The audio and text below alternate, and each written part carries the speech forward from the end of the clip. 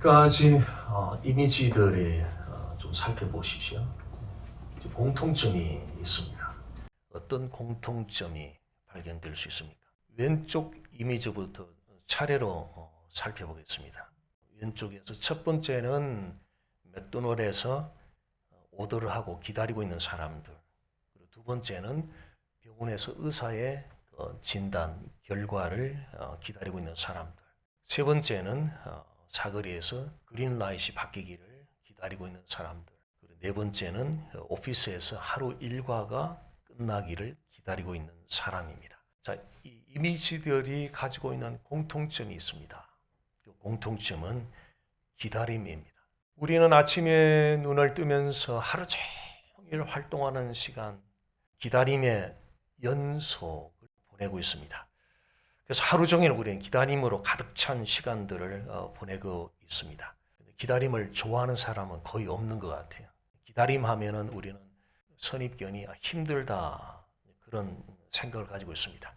근데 오늘 시편 130편은 우리가 가지고 있는 기다림에 대한 그 선입견과는 조금 다른 새로운 분위기를 느낄 수 있습니다. 시편 이 130편에서는 하나님을 기다리는 기다림이 굉장히 짧지만 아주 강렬한 메시지를 주고 있습니다. 하나님을 기다리는 기다림은 일반적인 기다림과는 달리 힘든 것이 아니라 오히려 소망 가운데 기다릴 수 있습니다. 그렇다면 우리는 하나님을 기다릴 때 어떻게 소망 가운데 기다릴 수 있을까? 오늘 함께 생각해 볼 질문입니다. 오늘 시편 130편은 두 가지를 우리에게 알려주고 있습니다. 첫 번째는 하나님을 기다리면서 하나님께 자비와 용서를 구하며 부르짖으십시오. 하나님을 기다리는 동안에 하나님의 자비와 용서를 구하며 하나님께 부르짖으며 기다리십시오. 오늘 읽었던 말씀 1절, 2절을 다시 살펴보겠습니다. 1절에 보면 여호와여 내가 깊은 곳에서 주께 부르짖었나이다.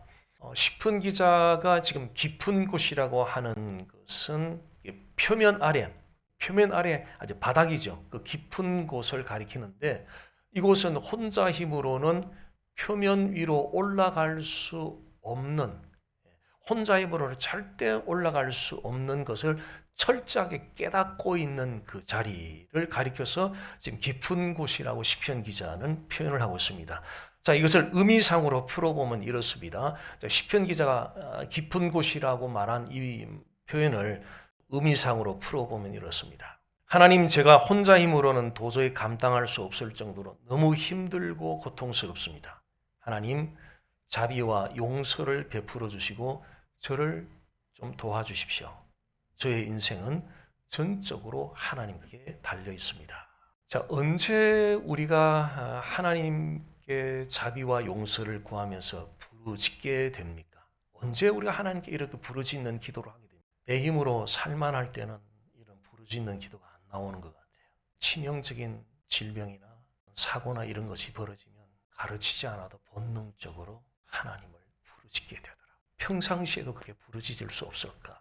우리 아버지한테 그런 생각을 좀 해요. 언제 우리가 하나님의 자비와 용서를 구하며 부르짖게 됩니까? 우리의 삶이 바닥에 떨어져서 나의 삶이 전적으로 하나님께 달렸다는 것을 깨달을 때 비로소 하나님께 부르짖어 기도하게 됩니다. 시편 전체를 한번 보십시오. 시편 기자가 부르짖는 기도가 얼마나 많은지. 성경 곳곳에서 이런 부르짖는 기도는 발견이 되는데요. 시편 69편 1절 3절에 보면 다윗은 물이 목에까지 흘러들어오고 큰 물결이 계속 덮쳐오는 두려운 상황 가운데서 하나님께 자비를 구했습니다. 그리고 부르짖었습니다. 요나서 2장 2절에 보면 요나가 바다 깊은 곳에 던져져서 고래에게 삼킨받아 3일 동안 고래 뱃속에 있을 때 두려움 속에서 하나님께 자비를 구하며 간절히 부르짖었습니다. 하나님은 다윗의 기도를 들으시고 그를 건져주셨고 역시 요나의 기도를 들으시고 고래 뱃속에서 그를 끄집어내 주셨습니다. 저 이미지는 은신처라는 또 하이딩 플레이스라는 책을 썼던 코리텐 붐이라는 분입니다. 네덜란드 출신의 성경 교사면서 또 크리스찬 작가이기도 합니다. 2차 세계대전 때 이분은 유대인들을 숨겨줬다가 나중에 들켜서 나치 강제 수용소로 끌려갔던 분입니다. 그분이 이 The Hiding Place 책에서 이런 표현을 했습니다. 아무리 깊은 구덩이라도 하나님의 사랑은 그보다 더 깊습니다. 아무리 깊은 구덩이라도 하나님의 사랑은 그보다 더 깊습니다. 우리의 인생이 바닥에 떨어졌다고 생각될 때에 기억해야 되는 중요한 메시지입니다. 아무리 깊은 구덩이라도, 아무리 깊은 고난이라도 하나님의 사랑은 그보다 더 깊고 그 크고 위대하다는 이 메시지를 우리의 인생의 삶이 바닥에 떨어졌을 때 우리는 바로 이 메시지를 기억하고 붙잡아야 됩니다.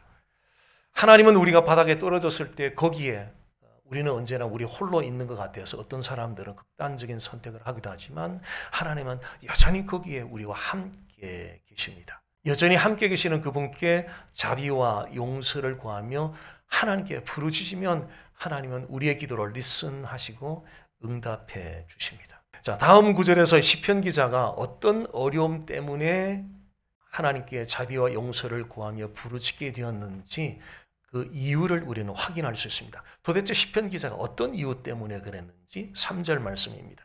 여호와여 주께서 죄악을 지켜보실지인데 주여 누가 서리이까? 시편 기자가 이런 질문을 하고 있습니다.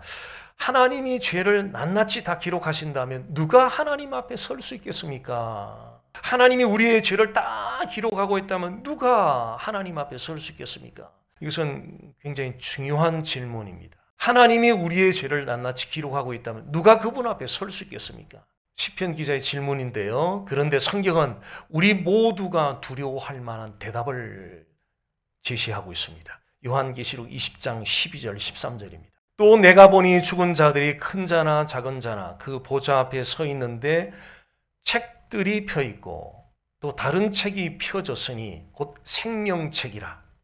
죽은 자들이 자기 행위를 따라 책들에 기록된 대로 심판을 받으니. 자, 이 대목 다시 한번 읽어드리겠습니다. 죽은 자들이 자기 행위를 따라 책들에 기록된 대로 심판을 받으니, 즉 죽은 사람들이 살아있을 동안에 지었던 모든 죄들이 낱낱이 다 기록이 된 거예요. 그 기록된 죄 행위에 따라서 심판을 받는다라고 그렇게 말씀을 하고 있습니다. 자, 이것은 하나님께서 우리가 매일매일 생각으로 짓고 마음으로 짓고 말로 짓고 행동으로 짓는 그 모든 죄들을 낱낱이 하나도 빠짐없이 딱 기록을 하고 계신다는 것을 시사해 주고 있습니다. 하나님의 법은 시민법과는 좀 차원이 달라요. 훨씬 수준이 높아요. 예를 들면 시민법에서는 누군가를 계속 미워해도 그 사람을 실제로 죽이지 않으면 살인죄가 적용이 안 돼요. 그런데 하나님의 법은 실제로 사람을 죽이지 않았어도 누군가를 계속 미워하면 이미 살인죄가 해당되는 거예요. 시민법은 외적인 행동만 놓고 판단을 해요. guilty or not guilty. 외적인 행동만 놓고 판단을 해요. 그런데 하나님의 법은 우리의 외적인 행동뿐 아니라 마음의 상태까지 포함해서 판단을 해요. 자, 외적인 행동과 마음의 상태까지 하나님의 기준에 100% 일치시킬 수 있는 사람은 이 지구촌에 단 한 사람도 없습니다. 그래서 성경은 모든 사람들은 죄인이라고 그렇게 증거하고 있습니다. 단 한 사람도, 의인은 없나니 한 사람도 없다고 성경은 증거하고 있습니다. 자, 흥미로운 점은 시편 기자가 하나님께 가까이 가면 갈수록 그 guilty feeling을 더 많이 느끼는 거예요. 이 굉장히 흥미로운 거예요. 하나님께 크로스하면 크로스할수록 guilty feeling을 더 느껴요. 여기 질문이 제기되잖아요. 하나님께 가까이 가면 갈수록 죄를 적게 짓기 때문에 그 feel guilty에 대한 부담감이 적어야 되잖아요. 죄를 적게 지으니까.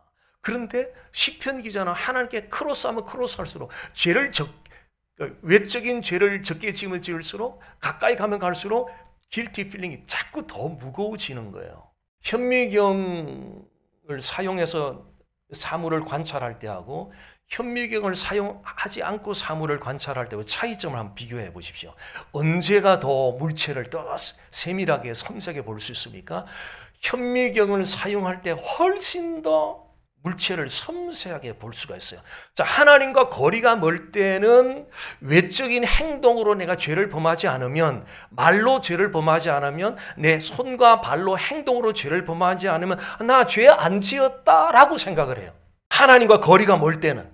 그런데 하나님과 거리가 가까우면 가까울수록 말로도 죄를 안 지었고 손으로 발로 행동으로도 죄를 안 지었는데 하나님의 뜻과 일치되지 않은 모든 생각들, 마음들이 죄라는 인식을 가지게 해요. 그래서 사도 바울은 사역 인생 말기에 젊었을 때 예수 만났을 때 그런 이야기 안 했어요. 다 세상을 다 살아온 다음에 마지막에 나는 죄인들 중에서도 우두머리다. 바로 그런 이야기예요. 자, 우리 성경에 말하는 대계명의 말씀, The Great Commandment 한번 생각해 보겠습니다. 마태복음 22장 37절에서 39절입니다. 예수께서 이르시되 내 마음을 다하고 목숨을 다하고 뜻을 다하여 주 너의 하나님을 사랑하라 하셨으니 이것이 크고 첫째 되는 계명이요 둘째도 그와 같으니 내 이웃을 내 자신같이 사랑하라. 자, 마음과 목숨과 뜻을 다해서 하나님을 사랑한다는 것은 우리의 전 인격을 다해서 삶 전체를 다해서 완벽하게 하나님을 사랑하라는 거예요. 자, 하루 24시간 동안에 우리의 전 인격을 다해서 삶 전체를 해서 완벽하게 100% 하나님을 사랑하는 시간이 얼마나 될까? 1초 가능해요? 2초 가능해요?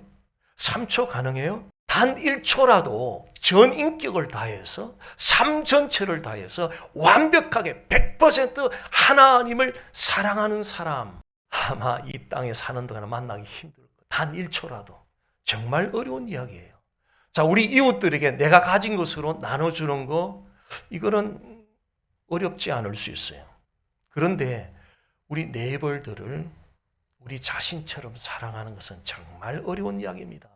정말 어려운 이야기예요. 하나님을 완벽하게 사랑하지 못하고 이웃을 내 자신처럼 사랑하지 못하는 그 모든 것들이 죄예요, 죄.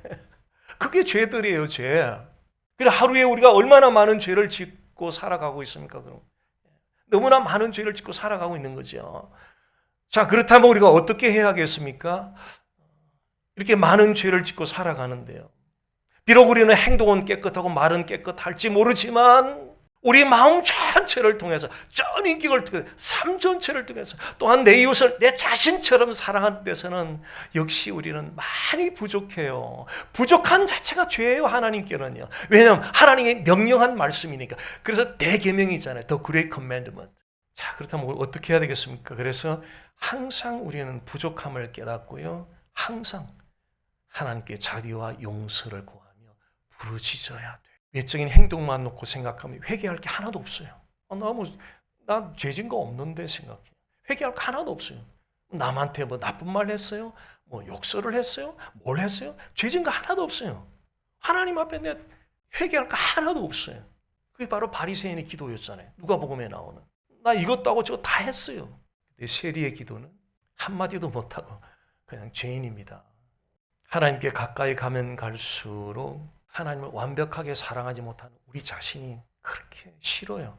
나 자신을 그렇게 싫어요. 겉으로는 많은 헌신을 하고 다닐지 모르지만 마음으로 하나님을 완벽하게 사랑하지 못하는 우리 자신이 그렇게 싫어요. 미워요. 그리고 이웃들에게 어느 정도 서비스는 할지 모르지만 대계명대로 내 자신처럼 사랑하지 못하는 알거든요. 싫어요.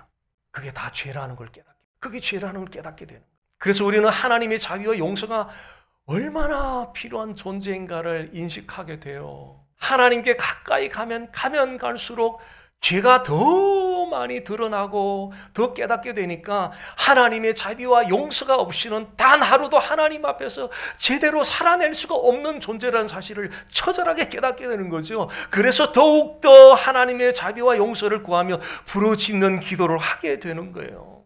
자, 그 다음 말씀은 우리가 하나님께 자비와 용서를 구하며 부르짖어야 되는 중요한 또한 이유를 알려주고 있습니다. 시편 130편 4절 말씀입니다. 그러나 주께서 우리를 용서하심으로 우리가 두려운 마음으로 주를 섬깁니다. 하나님은 우리를 용서하시는 분이 어느 누구도 모든 죄를 기록하고 계시는 하나님 앞에 떳떳하게 설 수 있는 사람은 아무도 없어요. 하나님이 용서해 주시니 오늘도 예배 앞에 떳떳하게 나온 거예요. 은혜의 보좌 앞에 나가는 것, 하나님 앞에 나가는 것은 하나님이 우리에게 용서와 자비의 은총을 베풀어 주시기에 나아갈 수 있습니다. 하나님은 우리의 죄를 용서해 주시고 우리를 하나님 앞에 세우시기 위해서 천상의 변호사 한 분을 보내주셨어요. 헤브니 로이어를 보내주셨어요. 요한일서 2장 1절 말씀입니다. 나의 믿음의 자녀들이여, 여러분이 죄를 짓지 않게 하려고 나는 이 편지를 씁니다. 그러나 만일 누가 죄를 짓더라도 아버지 앞에서 우리를 변호해 주시는 의로우신 예수 그리스도가 계십니다. 하나님은 우리를 변호해 주기 위해서 헤븐리 로이얼, 천상의 변호사 예수 그리스도를 보내주셨어요. 우리가 천상의 코트에 우리가 다 섰다고 한번 상상해 보십시오. 판사는 파더 가십니다. 하나님 아버지고요. 사탄이 우리가 하나님을 완벽하게 사랑하지 못한 것에 대해서 guilty 하면서 기소를 해요. 그리고 이웃을 우리 자신처럼 사랑하지 못한 것들에 대해서 guilty 하면서 기소를 해요. 그런 기소가 한두 건이 아니에요. 헤아릴 수가 없어요. 그런데 사탄이 기소하는 대로 우리가 형벌을 받는 게 아니에요. 하나님 아버지는 최종적으로 우리를 위해서 보내주신 그 천상의 변호사의 말을 들어요. 그 천상의 변호사의 말을 듣고 판단을 하세요. 사탄은 우리에게 guilty 그랬는데 천상의 변호사인 바로 예수 그리스도는 2000년 전에 십자가에서 흘리셨던 그 피값으로 우리의 죄를 다 지불해 주셨던 그 피에 근거해서 우리의 천상의 변호사는 not guilty. 세탄은 우리에게 guilty. 계속 guilty 정죄하고 공격하는데 하나님 아버지가 보내주신 천상의 변호사 예수 그리스도는 not guilty. 천상의 변호사인 예수님께서 우리를 변호해 주시는 데는 한 가지 컨디션이 있어요. 무조건 변호해 주는 게 아니에요. 요한일서 1장 9절 보겠습니다. 만일 우리가 우리 죄를 자백하면 그는 미쁘시고 의로우사 우리 죄를 사하시며 우리를 모든 불의에서 깨끗하게 하실 것이요. 자, 자백한다는 말을 구체적으로 설명하면 이런 말입니다. 예수님의 피의 공로로 한탄하고 뉘우치고 그 죄진 자리에서 완전히 돌이키기로 결단하는, 이것이 바로 자백한다는 의미입니다. 우리가 지은 죄에 대해서 한탄하고 뉘우치고 의지적으로 돌이키는 결단을 하면 하나님 아버지가 보내주신 천상의 변호사인 예수님께서 우리의 모든 죄를 용서해 주십니다. 천상의 변호사인 예수님께서 우리의 죄를 변호해 주시기 위해서는 우리가 해야 되는 몫이 있습니다. 그것은 반드시 예수님의 피의 공로를 의지하고 우리의 죄를 진실하게 자백하고 그리고 동시에 변화된 변화된 삶이 수반되어야 진실로 우리 자신이 회개하고 그리고 진실로 회개한 것에 합당하게 삶이 변화된 이것까지 수반되어야 합니다. 예수님의 온전한 용서하심이 우리에게 임하기 위해서 진실로 우리의 죄를 자백하고 우리의 삶이 변화되면 그 결과로 하나님은 그 자비와 은혜로 우리를 용서해 주시고 또한 우리가 부르짖을 때마다 우리의 부르짖음을 들으시고 바닥에 떨어진 듯한 우리의 삶을 돌아보시면서 그것을 건져주시고 우리를 붙들어 주시고 다시 세워주시는 은혜를 베풀어 주십니다. 하나님을 기다리는 동안에 우리가 취해야 되는 첫 번째 태도는 하나님께 자비와 용서를 구하면서 부르짖는 기도를 드려야 됩니다. 하나님의 어떤 응답을 기다리고 계십니까? 그 기간을 어떻게 시간을 보내시고 계세요? 그냥 기다리면 되시는가요? 아니에요. 하나님의 자비와 용서를 구하며 하나님께 부르짖어 기도하십시오.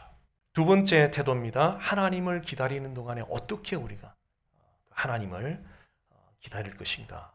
하나님의 말씀을 신뢰하며 하나님의 응답을 기다리십시오. 자, 다윗은 하나님께 부르짖은 이후에 하나님의 응답을 기대하면서 기다리고 있었습니다. 시편 130편 5절입니다. 나 곧 내 영혼은 여호와를 기다리며 나는 주의 말씀을 바라는도다.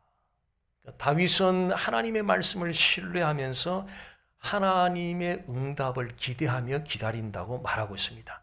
세상에서 가장 힘든 일 중에 하나가 기다림입니다. 기다리는 동안에 별의별 감정이 다 올라와요. 불안, 초조, 염려, 낙심, 실망, 이런 감정들이 왔다 갔다 하면서 우리가 디스커리지 되죠.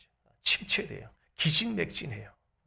그 결과로 하나님을 기다리는 기다림에서 실패하게 됩니다. 하나님을 기다리는 기다림이 실패하는 중요한 이유는요, 우리의 생각의 포커스를 바르게 맞추고 있지 않기 때문에 그래요. 만약 드라이버가 오른쪽 각도 15도 각도로 시선을 맞추면서 운전을 한다고 생각해 보세요. 차는 여기 있는데 이렇게 운전하는 시간이 지나면 지날수록 그 자동차도 시선을 따라 15도 각도로 옮겨지게 돼 있어요. 이렇게 가게 돼 있어요. 하나님의 응답을 기다리는 동안 우리의 생각의 포커스를 어디 두느냐에 따라서 그 기다림에 성공할 수도 있고 실패할 수도 있습니다. 자, 먼저 실패하는 경우를 생각해 보겠습니다. 자, 하나님의 응답이 내 때에, 내 타이밍에 찾아와야 된다고 생각하면 사람이 조급해져요. 기다릴 수가 없어요. 그래서 실패하게 돼요. 하나님을 기다리는데 어떻게 기다릴 것인가? 왜 실패하는가? 하나님의 응답을 내 타이밍에다 자꾸 맞추는 거죠. 그래서 자꾸 조급해지는 거예요. 그리고 그 결과를 내가 원하는 결과에 또 맞춰요. 그러니까 내가 원하는 결과 혹시 찾아오지 않으면 어떡할까 싶어서 불안해요. 불안하면서 결국 기다리지 못해요. 기다림에 실패하게 돼요. 그리고 상황이 변화되는데 너무 자주 이게 변화가 돼버려요. 상황에 너무 자주 변화되다 보니까 기다림에 지쳐버리고 결국은 기다림에 실패하게 된다. 그러면 하나님을 기다리는 데서 성공하는 경우를 말씀드려 보겠습니다. 언제 성공하는가? 오직 한 가지 길밖에 없어요. 하나님의 말씀을 신뢰하는 겁니다. 자, 성경 말씀은 약속과 성취라고도 말을 해요. 일명. 왜 그렇게 부르냐면 하나님의 말씀이 말씀대로 이루어졌다는 그런 의미에서 약속과 성취라고도 제목을 붙이기도 합니다. 천지 창조가 하나님 말씀대로 이루어졌어요. 메시아 언약이 말씀대로 이루어졌어요. 아브라함의 언약, 노아 언약, 시내산 언약, 다윗 언약, 새 언약 전부 다 말씀대로 예수 그리스도 안에서 다 이루어졌어요. 성경은 말씀대로 이루어진 하나님의 계시의 역사입니다. 성경만 그런 게 아니에요. 우리 인생도 그래요. If you honor God, God will honor you. If you dishonor God, God will dishonor you. That's the truth. Timeless principle. If you honor God, God will honor you. If you dishonor God, God will dishonor you. 하나님을 존중하면 하나님도 여러분 인생을 존중해줘요.